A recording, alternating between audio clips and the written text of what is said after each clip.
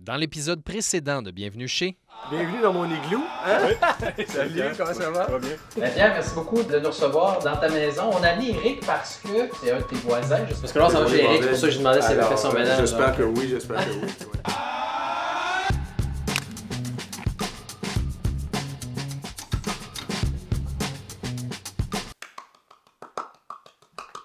C'était là.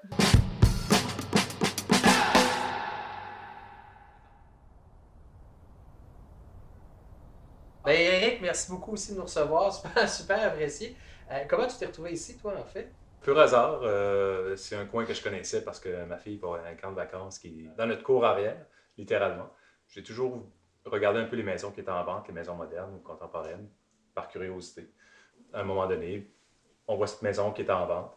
Donc, ça rapidement, on décide de venir visiter la maison. Puis, même si on était très bien où on était, on a eu un coup de cœur pour cette maison aussi à cette époque-là. Un peu comme toi, tu as eu parce que tu as visité la maison. Et tu as toujours eu un certain intérêt, disons, pour l'architecture moderne, parce que ton Ouais. ancienne maison, c'était Ouais. aussi du même mouvement. Là. Je pense que mon désir de l'architecture a commencé un peu à travers des bâtiments modernes.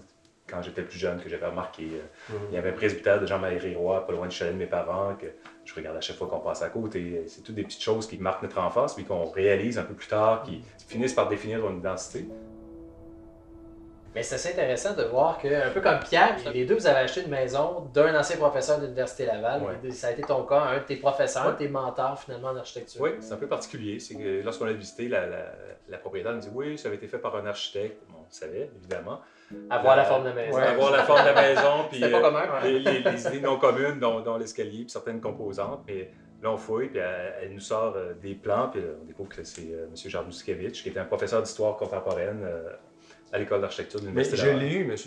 Ah oui? Jarmuskiewicz, Oui, aussi oui. comme prof. Ouais. Donc, il a enseigné jusqu'à passer 70 ans. Oui, moi je l'ai eu dans les dernières années. Ah, Je ouais. lisais un livre d'architecture moderne, puis on découvre qu'il y a cette maison aussi qui a été faite par lui. Mais c'est une maison qui avait besoin juste un petit peu d'amour, d'enlever ce qui avait été rajouté à travers le temps, comme tu as fait. Ouais. Je me souviens du rez-de-jardin où on rentrait, il y avait une céramique néo-mexicaine au 45 avec des fleurs encastrées dedans. Alors que ça n'a aucun lien avec Ça- le ça- langage. Absolument aucun lien. On avait Dans une le salle côté de la maison, puis dans le Oui. mexicain. Là, il y avait vraiment là, au 45, là, avec les pleines pâtes, là, avec les joints environ de 3 cm de diamètre. Tout ce qu'il suffisait de faire, c'est tout enlever, les retirer, puis remettre quelque chose qui correspondait, pas nécessairement à ce qui était fait il y a 50 ans, parce que c'est une maison qui a une cinquantaine d'années, mais aujourd'hui, mais dans un esprit quand même de ce qui avait été fait. Mais ce que je trouve intéressant de vous deux, c'est qu'en tant qu'architecte, il me semble que le grand rêve, c'est de construire sa maison. Mais dans votre cas, vous avez dit non, je vais acheter, c'est un peu un leg d'une autre génération d'architectes. Je serais curieux de vous entendre là-dessus. Ben, en fait, quand M. Robitaille m'a voulu choisir ce site-là, ben, il n'y avait rien. Aujourd'hui, ben, c'était impossible. C'est construit à 15 km autour. Donc, il n'y a plus cette disponibilité-là des sites. Je pense aussi, dans une perspective, quand même, on dit développement durable, de réutiliser des choses qui ont été bien faites. C'est aussi le geste d'architecte de préserver quelque chose qui, pour nous touche. Là. Tu sais, dans 50 ans, on ne sera probablement plus là. On va espérer que les gens vont faire la même chose, qu'ils vont préserver les projets d'architecture qui ont été pertinents. Il y a une humilité par rapport à ceux qui sont là. Pourquoi? Parce qu'on sait l'effort que ces gens-là ont mis pour concevoir ces maisons-là. On est au rez-de-jardin ici. Ce qui est intéressant, c'est que lorsque tu arrives, on ne peut pas figurer ce qui se passe en haut. Et on est rentré dans un espace un petit peu plus compressé, plus bas. C'est comme si on était dans le sous-sol. Oui, on rentre, mais littéralement, on rentre un peu comme dans le sous-sol parce que la moitié de la maison, c'est le garage. L'autre moitié, ce sont 2 chambres puis une petite aire de travail. Puis tout ce qu'on a, c'est cette espèce d'escalier en colimaçon qui est présent, très sculptural, très sobre, minimaliste. Plus qu'une histoire que ce meuble-là, parce qu'il a l'air pas mal plus Oui. sensé que la maison. Oui, oui, il y a une histoire. C'est quand j'ai commencé mes stages chez Gauthier Terroir, on rentrait à la réception. Il y avait cette armoire qui trônait dans la réception du bureau. Puis, de fil en aiguille, je suis devenu ami avec M. Guité, puis il m'a offert cette armoire-là. Ça, c'est la table du chalet de mes parents, qui avait été trouvée par mon grand-père dans un presbytère, puis on a mangé à 20, je pense, autour de cette petite table-là qui est microscopique, mais c'est des éléments, des fois, de mobilier qui sont anodins, mais qui nous touchent. Dans la façon qu'ils ont placé l'escalier, moi, j'aurais eu tendance à la placer pour arriver face à la vue. C'est-à-dire que tu arrives, puis bang, tu as la vue.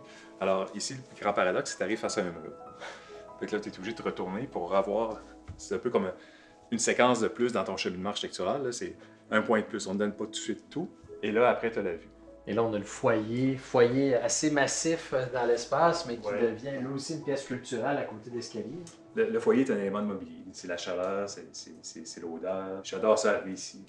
Partir le foyer, il brûlerait la journée longue tant que moi. Puis en fait, ça aussi, c'est du béton, il est costaud, il donne une espèce d'ancrage à la maison. Parce que tu as ça, on va tout le reste, c'est plus solide. Hein?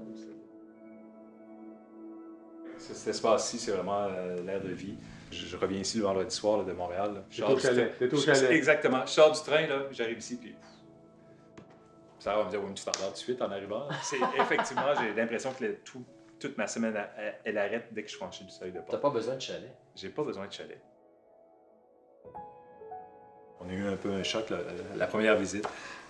Parce que la cuisine avait été, elle aussi, mise au goût du jour, qui était un peu de style laboratoire, avec des angles, des courbes, des armoires en angle comme ça. Donc, il y avait un mélange un peu de tout.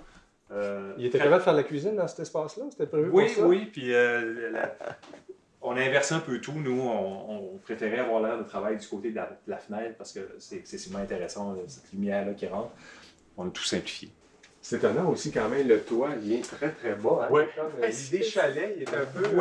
Un peu trop bas à mon goût. Il est accentué. On a Moins pour ça. l'impression d'être au chalet. Donc, Je me sens comme un géant. C'est un peu ça aussi. Tu hein? comprends, l'idée, c'est d'avoir un jour, d'enlever cette portion de mur-là, puis garder l'idée du toit plat, parce qu'il y a une compression, puis de réouvrir à l'extérieur, parce qu'il y a peu de relation avec l'extérieur à l'arrière.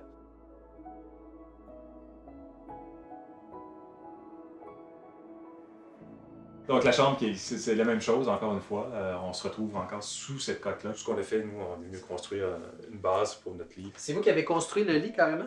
Oui, oui. Ça fait partie du plaisir qu'on a des fois de se rajouter des tâches à nous, mais de construire un peu de mobilier, là, c'est toujours intéressant. On voulait avoir un lien intégré à la maison, comme certains éléments de mobilier intégrés, donc on voulait que ça s'inscrive un peu dans le même langage. Là, il nous reste le spa et le sauna, c'est ça? Oui, non. La piscine. Non, il n'y a rien de tout ça.